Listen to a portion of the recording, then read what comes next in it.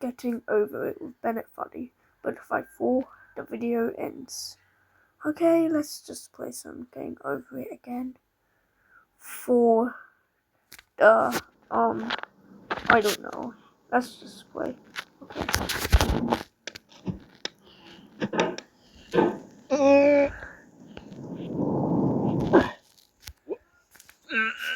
Oh, I got stuck. Wait.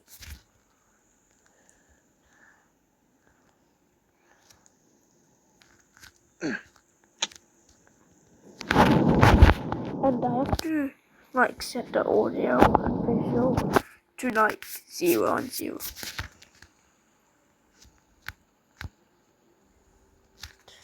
to avoid copyright claims. There's no feeling more intense than starting over. If you deleted your homework the day before it was due, as I have, or if you left your wallet at home and you have to go back after spending an hour in the commute. If you won some money at the casino and then put all your winnings on red, but it came up black. If you got your best shirt dry cleaned before a wedding and then immediately dropped food on it. But if you won an argument with a friend and then later discovered that they just returned returned to their original view. Starting over is harder than starting up. If you're not ready for that, like if you've already had a bad day, then what you're about to go through might be too much. Feel free to go away and come back. I'll be here. All right. Thanks for coming with me on this trip. That doesn't count. I'll understand if you have to take a break at any point.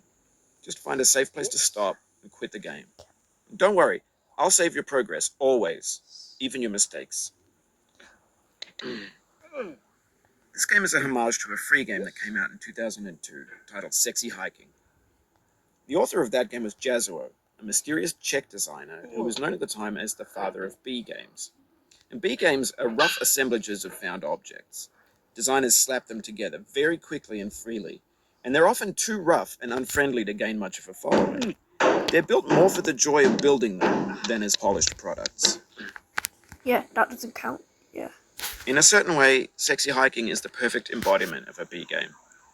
It's built almost entirely out of found and recycled parts, and it's one of the most unusual and unfriendly games of its time. In it, your task is simply to drag yourself up a mountain with a hammer. That act of climbing, in the digital world or in real life, has certain essential properties that give the game its flavor. No amount of forward progress is guaranteed. Some cliffs are too sheer or too slippery, and the player is constantly, unremittingly in danger of falling and losing everything. Anyway, when you start Sexy Hiking, you're standing next to this dead tree that blocks the way to the entire rest of the game.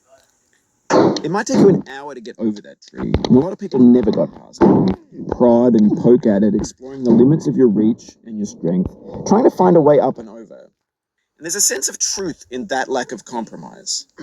Most obstacles in video game worlds are fake. You can be completely confident in your ability to get through them once you have the correct method or the correct equipment or just by spending enough time.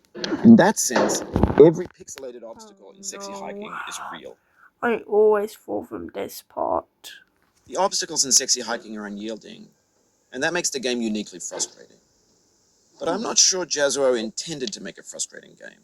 The frustration is just essential to the act of climbing, and it's authentic to the process of building a game about climbing. Yeah. A funny thing happened to me as I was building this map. Heights, I'd have an idea for a new obstacle, and I'd build it, if I fall test from a it, place. and it would usually turn out to be unreasonably hard. But I couldn't bring myself to make it easier. It already felt like my inability to get past a new obstacle was my fault, as a player rather than as a builder. Imaginary mountains build themselves from our efforts to climb them, and it's our repeated attempts to reach the summit that turns those mountains into something real. When you're building a video game world, you're building with ideas, and that can be like working with quickset cement. You mold your ideas into a certain shape that can be played with, and in the process of playing with them, they begin to harden and set until they're immutable, like rock. And at that point, you can't change the world, not without breaking it into pieces and starting fresh with new ideas. For years now, people have been predicting that games would soon be made out of prefabricated objects, bought in a store and assembled into a world. And for the most part, that hasn't happened. because the objects in the stores are trash. I don't mean they look bad or that they're badly made, although a lot of them are. I mean they're trash in the way that food becomes trash as soon as you put it in the sink.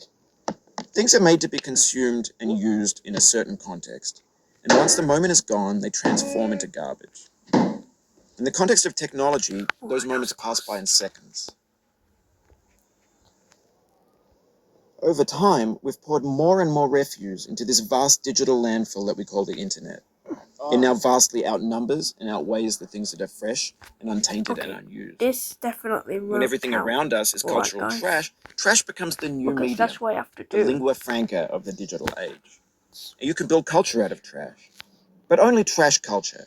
B games, B movies, B music, B philosophy. Maybe this is what digital culture is. A monstrous mountain of trash, the ash heap of creativity's fountain. A landfill with everything we ever thought of in it. Grand, infinite, and unsorted. There's 3D models of breakfast, Gen X's fanfic novels, scan magazines, green screen Shia LaBeouf, banned snuff scenes on LiveLeak. Facebook's got lifelike bots with unbranded adverts and candid shots of Kanye and Taylor Swift mashups, car crash epic failed chips, Russian dashcam vids, discussions of McRibs, discarded, forgotten, unrecycled, muddled, rotten, untitled.